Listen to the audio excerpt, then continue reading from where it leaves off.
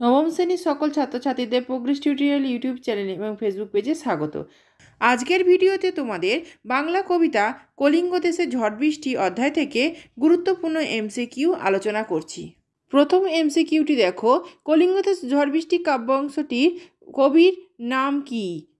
উত্তর মুকুন্দরাম চক্রবর্তী। পরে এমসিকিউ দেখো, কলিঙ্গ দেশের ঝড় বৃষ্টি কাব্যাংশটি কোন কাব্যগ্রন্থ থেকে নেওয়া হয়েছে? উত্তর চণ্ডিকা মঙ্গল।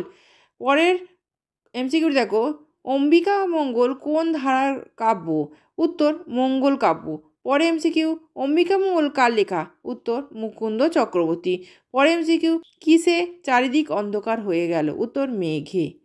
পরে এমসিকিউ, দেখিতে না পায় কেহ, শূন্যস্থান পূরণ করতে হবে। উত্তর অঙ্গ আপনার।